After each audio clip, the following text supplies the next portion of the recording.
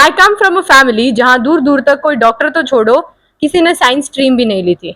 मम्मा ने आर्ट्स ली थी और पापा ने कॉमर्स। बट क्योंकि मैं शुरू से ही साइंस में अच्छी थी और उसके साथ साथ क्लास 10th बोर्ड्स में भी मेरे साइंस में 100% आए थे, तो पेरेंट्स ने डिसाइड किया कि she can become a doctor, तो मुझे साइंस स्ट्रीम दिलवा दी। अब मेडिकल स्ट्रीम तो ले ली थी, पर हमें ये तक भी नहीं पता था कि डॉक्टर बनने के लिए एक नीट नामक एग्जाम भी देना पड़ता है और उसकी प्रिपरेशन 11th से ही या बल्कि उससे भी पहले से ही स्टार्ट कर देनी पड़ती है। तो 10th क्लास में 96.6% के जश्न में हमने काफी टाइम ऑलरेडी वेस्ट कर दिया था और बहुत ज्यादा लेट ऑलमोस्ट 11th क्लास की स्टार्टिंग में हमें पता चला कि नीट नामक एक एग्जाम भी देना पड़ेगा अगर डॉक्टर बनना है। तो अब हमने ये भी डिसाइड कर लिया था कि नीट एग्जाम देना होगा।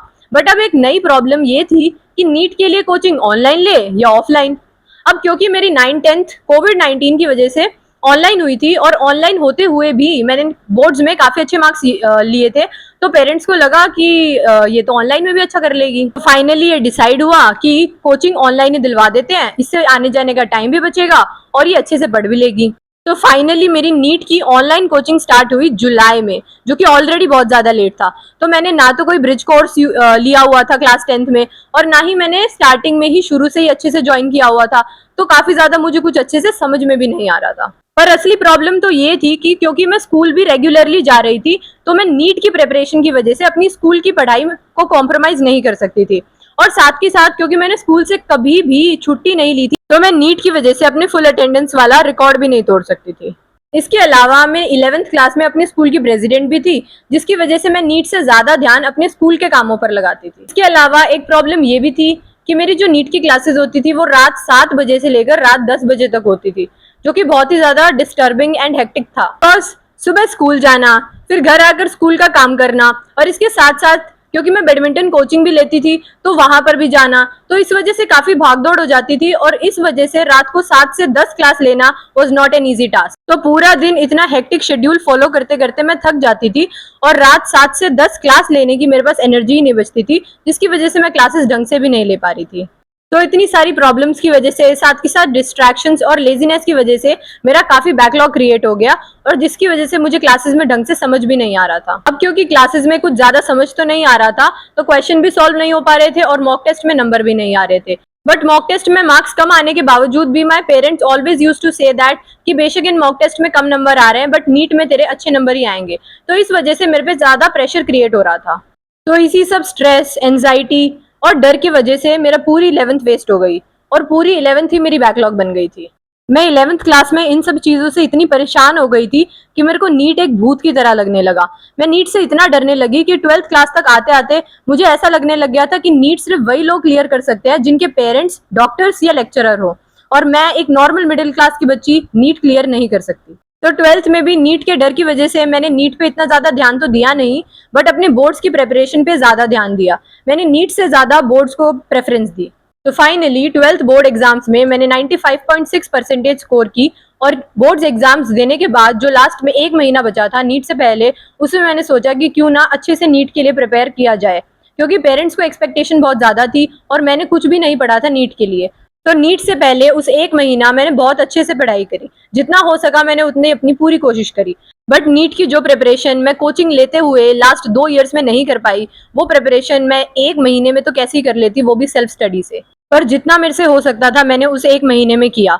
वन शॉट लेक्चर्स देखे यूट्यूब से और काफी ज्यादा मैंने रटने की कोशिश करी, बिकॉज अब लास्ट एक महीने में मैं क्वेश्चन तो प्रैक्टिस क्या ही करती, तो जितना हो सकता था मैंने उतना रटने की कोशिश की। फाइनली 5 मई 2024 का वो दिन आया जब मैंने पहली बार नीट एग्जाम फेस किया। बहुत ज्यादा डरी हुई थी क्योंकि लास्ट 2 सालों में मैंने कुछ खास प्रिपरेशन तो की नहीं थी। पर अब चाहे कितना भी डर हो, मैं नीट 2024 एग्जाम देने गई, क्योंकि मैं पेरेंट्स से ऐसे तो कह नहीं सकती थी कि भाई मैंने मेहनत नहीं की है और I am not ready for this exam. तो मैं गई और मैंने पेपर दिया। बट जब मैंने नीट 2024 का एग्जाम देखा तो आई वॉज कम्प्लीटली शॉक्ड। मुझे ऐसा लगा कि ये एग्जाम तो काफी सिंपल है, क्योंकि जितना मुश्किल मैंने नीट को अपने दिमाग में समझा हुआ था उतना मुश्किल तो नीट था ही नहीं। तो मुझे समझ में आने लगा कि ये मेरा एग्जाम फियर था जिसकी वजह से मैं अच्छे से प्रिपेयर नहीं कर पाई। तो मैंने सोचा कि अगर मैं ढंग से प्रिपेयर कर लेती तो ये एग्जाम काफी सिंपल लगता मुझे। मैंने हमेशा से यही सोचा कि नीट एग्जाम जो क्लियर करते हैं वो पता नहीं कहाँ से आते हैं। मैंने एक एग्जाम फियर अपने दिमाग में क्रिएट कर दिया था। मुझे हमेशा से ऐसा लगता था कि वही बच्चे सिर्फ नीट क्लियर कर सकते हैं जिनके पेरेंट्स भी डॉक्टर हो। बट मैंने खुद कभी ये नहीं सोचा कि सिंस मेरे भी हमेशा 95 से ऊपर ही आते हैं, तो नीट एग्जाम करना मेरे लिए ईजी बात ही है। तो मुझे ये सारी बातें नीट एग्जाम देते देते समझ में आने लगी और मैंने सोचा कि चलो इस बारी जितना मेरे से हो सकता है मैं उतना ट्राई करूंगी और 600 नंबर से ऊपर लाने की कोशिश करूंगी ताकि मेरा नीट में सिलेक्शन हो सके। तो मैंने एग्जाम क्लियर करने की पूरी कोशिश करी और जितना मेरे से हो सकता था मैंने वो सारा किया। फाइनली मैं 628 मार्क्स का पेपर करके आई। I was very happy with this, क्योंकि मेरे को तो ये भी उम्मीद नहीं थी नीट से पहले कि मेरे 500 मार्क्स तक भी आ जाएंगे, पर अब मैं 628 मार्क्स का करके आई थी तो मैं तो काफी खुश थी। तो जब मैं एग्जाम हॉल से बाहर आई तो पापा सामने ही खड़े थे और मेरी वेट कर रहे थे। अब मुझे खुश देखकर उन्हें लगा कि इसके तो 650 से ऊपर ही मार्क्स आते होंगे, बट जब मैंने उन्हें बताया कि मैं तो करके ही 628 का आई हूँ तो उनके पैरों तले तो मानो जमीन ही खिसक गई हो। उनको इस बात पर विश्वास ही नहीं हो रहा था कि मैं 628 मार्क्स का अटेम्प्ट करके आई हूँ, तो वो बार बार मुझसे कंफर्म कर रहे थे। बट स्टिल मैं हर बार यही बोल रही थी कि मैं 628 मार्क्स का ही करके आई हूँ और मैं तो बहुत खुश हूँ। तो मैंने जब ये बात घर आकर मम्मी को बताई तो वो भी काफी सैड हो गई, क्योंकि ऑब्वियसली अगर मैं 628 मार्क्स का अटेम्प्ट करके आई हूँ तो मेरे एग्जैक्टली 628 तो आ नहीं जाएंगे, उसमें से कुछ ना कुछ नंबर तो मेरे जरूर कटने थे। ये सोच के तो मैं भी अब सैड हो गई थी कि ऑब्वियसली अगर मैं 628 का करके आई हूँ तो मेरे 628 तो आने नहीं है, क्योंकि नीट 2024 का एग्जाम देने के बाद मुझे ऐसा लग रहा था कि शायद मेरा नीट एग्जाम क्लियर हो सकता है। बट अब ये सोच के कि भाई अभी तो कुछ ना कुछ नंबर इसमें से कटने भी हैं, मैं भी सैड हो गई थी। वैसे तो मेरे पास रात को ही आंसर की आ गई थी, बट मेरे अंदर इतनी हिम्मत नहीं हो रही थी कि मैं अपनी आंसर की से अपने पेपर को मैच कर सकूं, क्योंकि मुझे यही डर था कि अभी कुछ ना कुछ नंबर कट जाएंगे और फिर यही होगा कि मेरे को नीट एग्जाम मेरा क्लियर नहीं हो पाएगा। तो मैं उतना ज्यादा स्ट्रेस अभी लेना नहीं चाह रही थी, तो मैं सो गई विदाउट आंसर की चेक करे। पर मेरी मम्मी को नींद नहीं आई, वो पूरी रात यही सोचती रही कि काश इसके 600 प्लस तो आई जाए ताकि कोई गवर्नमेंट मेडिकल कॉलेज मिल जाए। पर किसे पता था कि इस साल तो 650 वाले को भी गवर्नमेंट मेडिकल कॉलेज नहीं मिलने वाला। पर जब मैं अगले दिन सुबह उठी तो मम्मी आंसर की के साथ रेडी बैठी थी और पेपर मैच करने के लिए तैयार थी। बट मैंने मना कर दिया कि क्यों इतनी फालतू में टेंशन लेनी है, क्योंकि हमें पता ही है कि नंबर कटने हैं, तो क्यों अभी से ही टेंशन लेनी है। जब रिजल्ट आएगा तो अपने आप पता चल जाएगा क्या मार्क्स आने हैं। मेरा बिल्कुल भी मन नहीं था पेपर चेक करने का, पर मम्मी ने बोला कि जो होना है वो तो होगा ही, तो क्यों फालतू में टाइम वेस्ट करना है, सिचुएशन को फेस कर और पेपर चेक कर। तो फाइनली मैं बैठी नीट का पेपर चेक करने के लिए। हार्ट बीट बहुत ज्यादा बढ़ चुकी थी और काफी ज्यादा स्ट्रेस था मुझे भी और मम्मी को भी। फाइनली स्कोर आया 581। मैं और मम्मी हम दोनों ही काफी ज्यादा सैड हो गए, क्योंकि अगर 600 प्लस मार्क्स आते तो कहीं जाकर उम्मीद होती कि भाई कोई ना कोई गवर्नमेंट मेडिकल कॉलेज तो मिल ही जाएगा।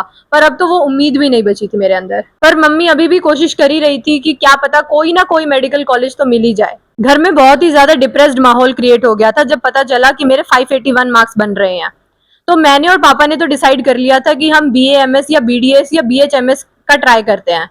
तो मैंने और पापा ने तो MBBS गिव अप कर दिया था, बट मम्मी अभी भी यूट्यूब पे यही सर्च कर रही थी कि 550 से ऊपर मार्क्स पे मिलने वाला कोई गवर्नमेंट मेडिकल कॉलेज। फिर थोड़े दिन बाद पता चला कि नीट 2024 पेपर लीक हो चुका था और उसकी वजह से रीनीट एग्जाम होने के चांसेस दिख रहे थे। बट स्टिल मेरे अंदर तो यही था कि काश ये रीनीट भी ना हो, बिकॉज मेरी प्रिपरेशन उस हिसाब से थी नहीं कि अगर रीनीट भी हो जाए तो भी मैं कुछ स्कोर कर सकूं। पर मम्मी अभी भी यही चाहती थी कि काश रीनीट हो जाए और मुझे एक और चांस मिले। बट फाइनली रीनीट नहीं हुआ। जब 4 जून को फाइनली रिजल्ट आया तो मुझे पता चले कि मेरे मार्क्स थे 561। इसका मतलब ये है कि 20 नंबर मेरे OMR गलत फिल करने की वजह से भी कट चुके हैं। मैं रीनीट के लिए प्रिपेयर करती रही और सेल्फ स्टडी करती रही, बट फाइनली रीनीट नहीं हो पाया। इस सब के दौरान मैंने ये डिसाइड किया कि मुझे 1 साल ड्रॉप लेकर नीट की प्रिपरेशन फिर से करनी चाहिए, क्योंकि इन 2 साल बिना ढंग से पढ़े भी अगर मैं 561 मार्क्स स्कोर कर पा रही हूँ तो that means I have the capability to clear NEET. तो अगर मैं 1 साल ढंग से अच्छे से प्रिपेयर करके नीट एग्जाम दूं तो मैं इजीली उसे क्लियर कर सकती हूँ। तो मैंने फाइनली डिसाइड कर लिया कि अब मैं 1 साल का ड्रॉप लूंगी ही, और मैंने मम्मी को भी बोल दिया कि I will take this drop. But सबसे बड़ी चुनौती ये थी कि मेरे को पापा को भी कन्विंस करना था, और पापा तो बिल्कुल भी मानने को रेडी नहीं थे। बट फाइनली मैंने पापा को भी मना लिया ये बोल के कि इस साल मैं बहुत ही अच्छे से मेहनत करूंगी और नीट एग्जाम क्लियर करके दिखाऊंगी।